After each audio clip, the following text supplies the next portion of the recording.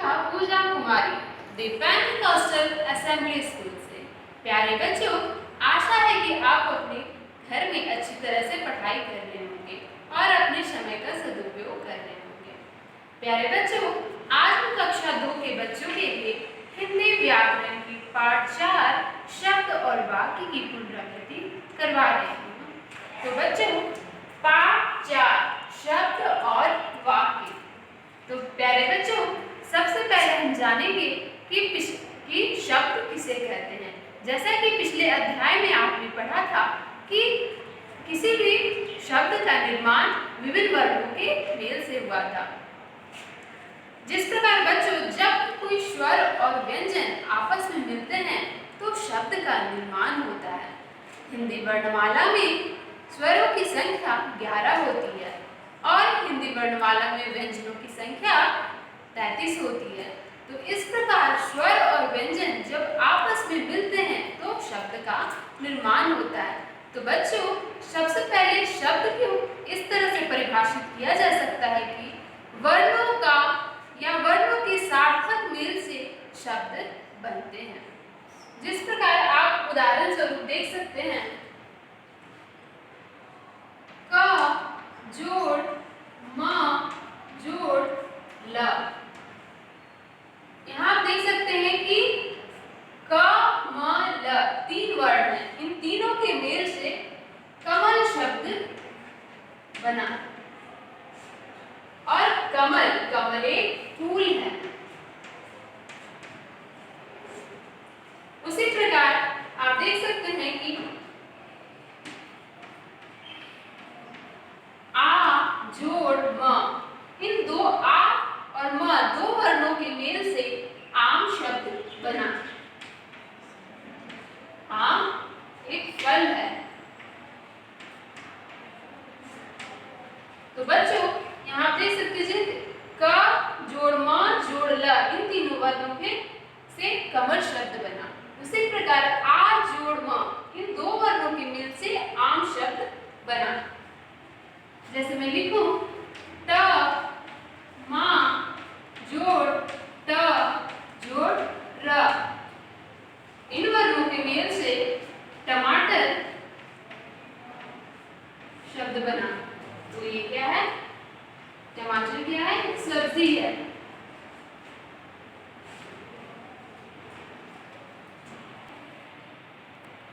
जैसे कि बच्चों, जब मैं लिखूं अ जोड़ ना जोड़ र, यहाँ आप देख सकते हैं कि 3 वर्णों के मेल से अनार शब्द बना। अनार क्या है? एक फल है। उसी प्रकार पालक पा जोड़ ल जोड़ क, पालक पा जोड़ ल जोड़ क, इन 3 शब्दों के मेल से पालक शब्द बना। पालक क्या है? एक सब्जी है। उसी प्रकार खा जोड़ र जोड़ वो जोड़ श, इन चारों वर्णों के मेल से खरगोश शब्द बना। खरगोश क्या है? एक जानवर है।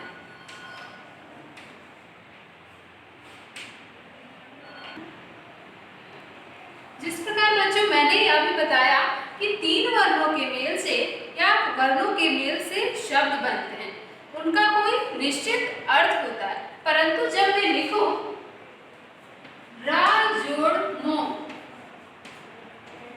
रमो, आप देख सकते हैं कि रा जोड़ मो रमो रमो शब्द बना। इसका कोई अर्थ निकल रहा है? नहीं।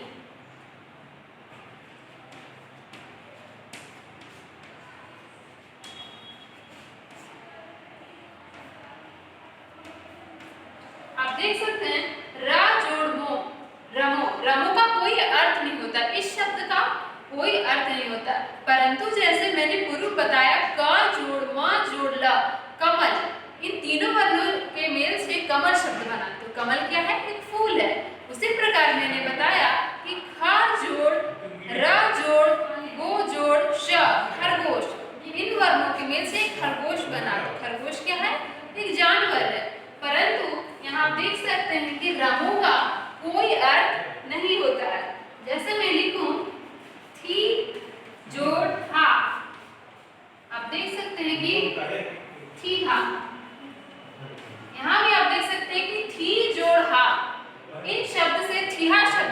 परंतु आप समझ सकते हैं कि थीहा का कोई अर्थ नहीं होता, थीहा कोई शब्द ही नहीं है, इसका कोई निश्चित अर्थ है ही नहीं।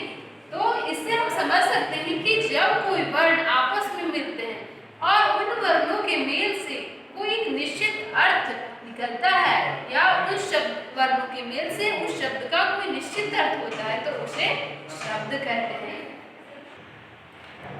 जिस प्रकार बच्चों आप अपनी हिंदी व्याकरण की पुस्तक हिंदी व्याकरण और रचना के पाठ 4 शब्द और वाक्य पृष्ठ संख्या 29 में देख सकते हैं कि शब्द को परिभाषित किया गया है।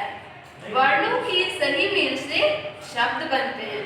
आप देख सकते हैं अपनी पुस्तक में क जोड़ म जोड़ ल, जैसा कि मैंने इसके पूर्व बताया कि कमल शब्द का कोई अर्थ होता है क्योंकि कमल एक फूल है। उसी प्रकार हम वाक्य पढ़ेंगे। बच्चों, जिस तरह वर्ण मिलकर शब्द बनते हैं उसी तरह विभिन्न शब्दों के मेल से वाक्य बनते हैं।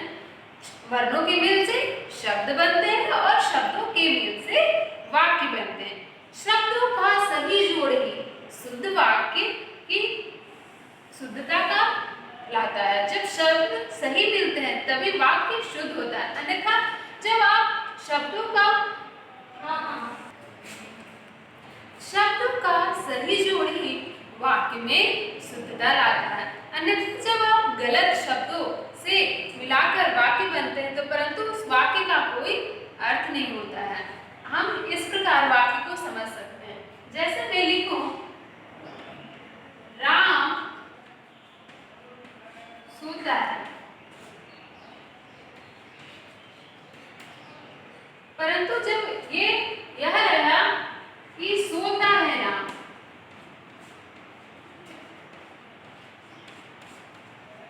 तो आप यह देख सकते हैं कि यह वाक्य शुद्ध नहीं है क्योंकि शब्दों का चुनाव सही नहीं है।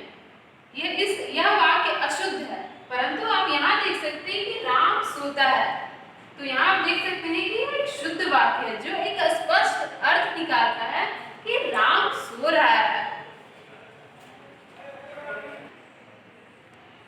पृष्ठ संख्या 30 में बच्चों आप देख सकते हैं कि राम है सोता, जैसे कि मैंने उदाहरण पहले बताया कि परंतु यह शुद्ध वाक्य है, इसका कोई अर्थ नहीं निकलता, परंतु राम सोता है यह स्पष्ट पता चल रहा है कि राम ही सो रहा है। पहले शब्द समूह में शब्दों का सही मेल न होने के कारण यह पढ़ने में कुछ अटपटा सा लग रहा है, क्योंकि इसे जैसे मैंने बताया कि इसका कोई स्पष्ट अर्थ नहीं निकल रहा है, इसलिए इसे शुद्ध वाक्य नहीं कहा जाएगा। परंतु राम सोता है यह देखेंगे कि इसका स्पष्ट अर्थ निकल रहा है, तो यह कह सकते हैं कि उसमें शब्दों का सही मेल हुआ है।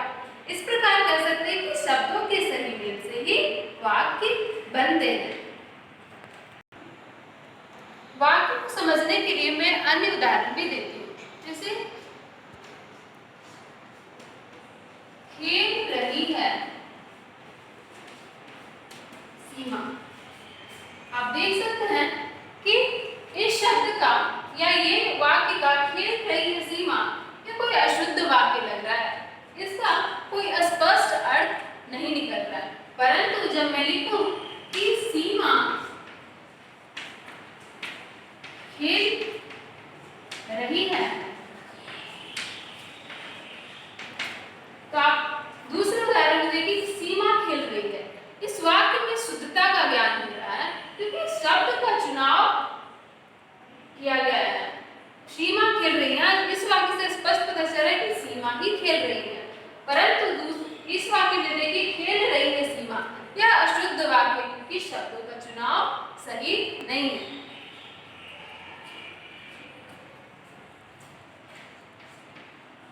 रमेश खाई ने मिठाई। आप देखिए रमेश खाई ने मिठाई, इसका कोई स्पष्ट अर्थ निकल रहा है नहीं। परंतु जब मैं लिखूं कि रमेश ने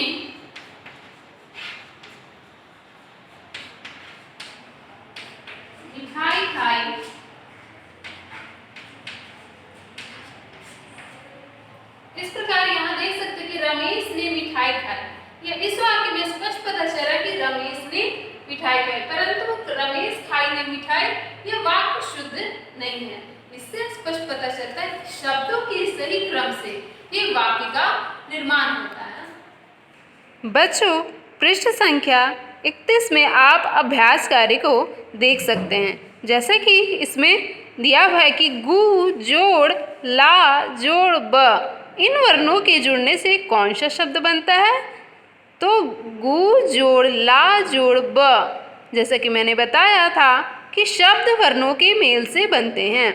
इस प्रकार गुलाब, यहाँ वर्णों के जुड़ने से गुलाब शब्द बनता है। उसी प्रकार आप ख में भी देख सकते हैं कि बोतल शब्द किन वर्णों के मेल से बना है। बोतल यदि वर्णों को विभक्त करते हैं तो बो जोड़ त जोड़ ल, इन शब्दों के मेल से बोतल शब्द बना। तीसरा आप देख सकते हैं कि पेड़ चिड़िया है बैठी पर, इसे जोड़कर कौन सा सही वाक्य बनेगा? आप इसका प्रयास घर में अन्य उदाहरण के माध्यम से कर सकते हैं, परंतु आप इसका उत्तर खुद चयन करें। जैसे कि पेड़ चिड़िया है बैठी पर, परंतु इसका कोई निश्चित अर्थ नहीं निकलता। यहाँ आप उदाहरण में देख सकते हैं कि चिड़िया पेड़ पर बैठी है। तो बच्चों, आज हमने इस पाठ में क्या क्या पढ़ा? आज हमने इस पाठ में शब्द किसे कहते हैं, शब्द वर्णों के मेल से बने होते हैं। वाक्य किसे कहते हैं, विभिन्न शब्दों के मेल से वाक्य बनते हैं। शुद्ध और अशुद्ध वाक्य हमने पढ़ा कि जिस प्रकार सीमा खेल रही है, परंतु जब मैं ये बोलूं कि खेल रही है सीमा, परंतु इसका कोई अर्थ नहीं निकलता है। उसी प्रकार हमने शुद्ध वाक्य और अशुद्ध वाक्य को भी पढ़ा और विभिन्न वर्णों के मेल से शब्द बनाना सीखा, शुद्ध वाक्य और अशुद्ध वाक्य की रचना करना सीखा। आशा है बच्चों आपको पाठ 4 में शुद्ध शब्द और अशुद्ध शब्द, वाक्य, अशुद्ध वाक्य और शुद्ध वाक्य समझ में आ गई होगी। धन्यवाद।